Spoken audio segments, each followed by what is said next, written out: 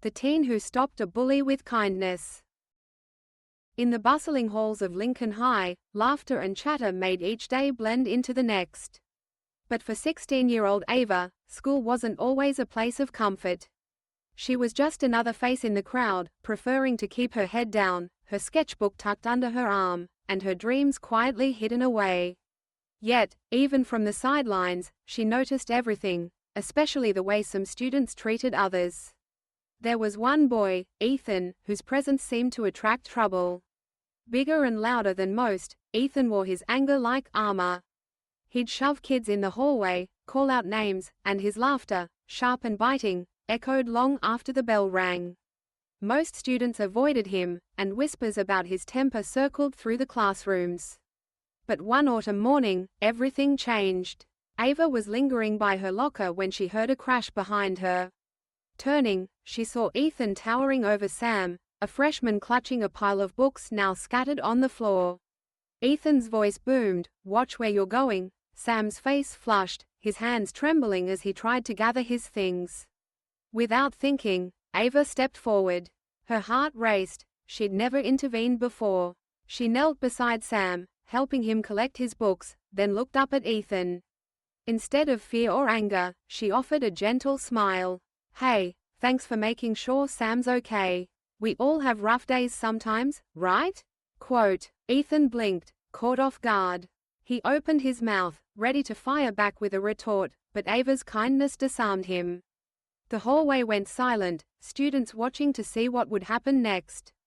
Ava continued, her voice steady, "You know, I've seen your artwork in the art room. You're really talented." Ethan frowned, uncertain. No one had ever complimented his art before. The aggression in his posture softened, just a little.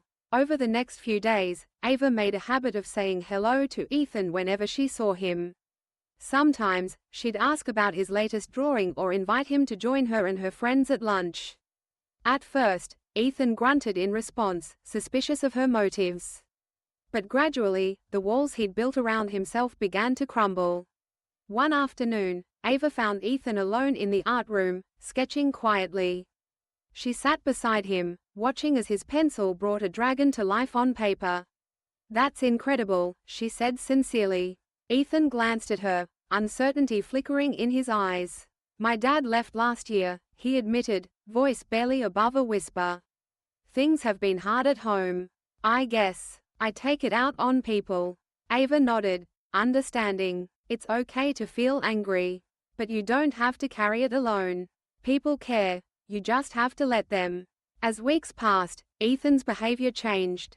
He still walked the halls with confidence, but the shoves and cruel words faded. If someone dropped their books, Ethan would help pick them up. In art class, he became more talkative, sharing his ideas and even offering tips to classmates. Word spread quickly. Students began to see Ethan not as a bully, but as someone learning to be kind. The transformation was slow, but undeniable. And at the heart of it was Ava's simple, unwavering kindness. A kindness that had the power to break through anger, to heal old wounds, and to inspire change. The lesson lingered long after the school year ended. Sometimes, the smallest act of compassion can change the course of someone's life. When faced with anger or cruelty, responding with empathy isn't always easy, but it just might be the spark that lights the way to understanding, forgiveness, and true friendship. And so, in the bustling halls of Lincoln High, kindness became a quiet revolution, one that began with a single, courageous choice.